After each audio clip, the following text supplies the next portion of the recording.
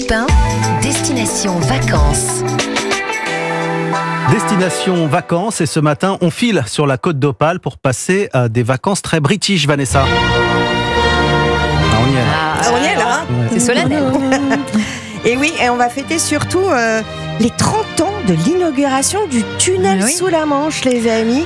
Et pour la petite histoire, il y avait eu quand même quelques 139 tentatives de projet de tunnel depuis 1750. Voilà. Mais alors avant cette réconciliation, la côte d'Opale a vécu pendant des siècles au rythme des conflits avec nos voisins les Anglais.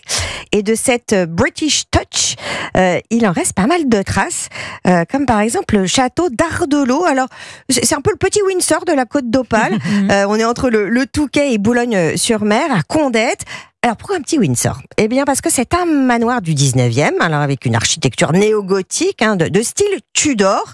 Donc, il y a des références médiévales, des créneaux, des meurtrières, mais qui, pour le coup, en fait, ne sont que décoratives. D'accord. Et ce château, il est toujours habité ? Alors aujourd'hui, c'est le centre culturel de l'Entente cordiale.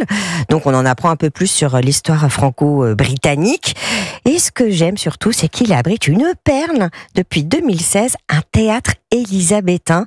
Et ça, c'est un projet qui avait été présenté à la reine Elisabeth et qui a reçu en 2017 le prix de la meilleure construction en bois dans le monde. En fait, en gros, c'est le petit frère du Globe Theatre de Londres. Je ne sais pas si vous voyez, tout en bois circulaire, voilà.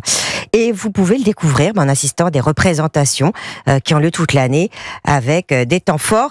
C'est toujours au mois de mai, c'est le festival Shakespeare. Alors, puisqu'on est juste à côté, on en profite aussi pour visiter Ardelot. Oui, en plus, c'est la station balnéaire qui a vu le jour grâce au fameux bain de mer des Anglais et à John Whitley. C'est un homme d'affaires britannique auquel on doit aussi l'essor du Touquet Paris-Plage à l'époque. Voilà. Donc, si vous voulez voir la plus ancienne des stations balnéaires sur ce littoral, poussez aussi jusqu'à Wimereux. 300 belles villas d'époque. Ça, c'est magnifique. Et puis, pour découvrir notre dernier spot, il va falloir que vous me disiez quel est le savoir-faire que les Anglais nous ont apporté sur la côte, les amis. Le rugby. Non, pas du tout. On est plus dans la finesse. La dentelle.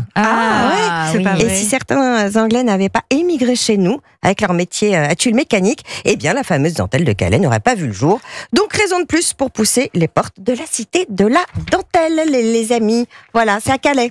Est-ce que vous avez une autre adresse, Vanessa ? Pour dormir, je vous connais. Pour dormir, exactement, on a besoin. La chambre d'hôte, la Goélette, à Wimereux. Puis évidemment, on va faire un petit tour avant de se coucher entre le Cap Griné et le Cap Blanc-Nez, histoire d'être fouetté par le vent et de s'assommer.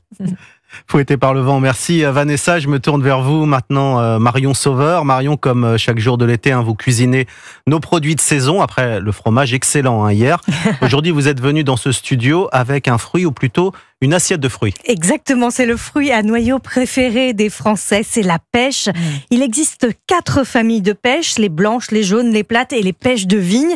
On en a justement en studio. La pêche plate flat buzz à la chair blanche très sucrée et la pêche de vigne sanguine D qui fait partie des variétés oubliées. Alors vous en avez quelques-unes, je vous invite à les goûter. Délicieux. C'est déjà fait. C'est déjà tout mangé. Elles ont été produites par Mélusine Vala dans la Drôme et vous pouvez les trouver partout en France sous le label gustatif et solidaire. Est-ce que d'ailleurs vous savez reconnaître une pêche par rapport à une nectarine ou un brugnon ? C'est la peau et la texture. Oui, c'est ça, dufteuse. Et la nectarine et le brugnon sont complètement différentes. La nectarine est apparue il y a 50 ans, sa peau est toute lisse. Quant au brugnon, il a aussi la peau lisse, mais son noyau adhère à sa chair, alors que celui de la nectarine s'en détache facilement. Alors comment vous avez envie de cuisiner la pêche aujourd'hui, Marion ? Rôti, tout simplement. On va commencer par retirer les noyaux en coupant les fruits en deux. On les place dans un plat et on verse le sirop d'érable par-dessus, des petites pistaches concassées, on est généreux, et on enfourne. Vous allez voir, les pêches on se confire tout doucement et on sert ces pêches encore tièdes, bien fondantes, avec une crème fouettée à la verveine pour apporter un peu de fraîcheur. Un peu de fraîcheur, oui. Et chaque jour, vous nous donnez aussi des adresses pour déguster vos produits de saison. Aujourd'hui, où va-t-on ? Dans les Hauts-de-Seine, à Saint-Cloud, dans le bistrot, du chef Baptiste Renoir, Sienne. Je vous recommande cette adresse. Son pâtissier Nicolas Innocenti travaille en ce moment la pêche en sorbet. Elle accompagne une tartelette de pêche confite accompagnée d'une écume au miel de fleurs de sureau. C'est une véritable gourmandise très fraîche et très florale. Et c'est une très belle adresse. Vous en avez une autre, Marie ? Oui, alors cette fois un peu plus dans le sud, à Saint-Raphaël, au restaurant Le Bougainvilliers, où le chef Nathan Hello propose une gourmandise autour de la pêche, un soufflé pêche verveine, servi avec une compotée de pêche, un sorbet pêche verveine et un thé glacé pêche. De quoi se régaler. Vous avez compris, l'accord pêche verveine, il est gagnant. Oui, ça a testé. Ouais, de quoi se régaler et aussi nous donner la pêche. Comme bon, Europe 1. Bravo. Dans quelques années en arrière. Voilà. Merci Marion Sauveur. On retrouve vos adresses et vos recettes sur europe1.fr. Et merci Vanessa Za. Vos adresses sont aussi disponibles sur le site d'Europe 1 et votre nouveau podcast Europe 1 Voyage sur toutes les plateformes.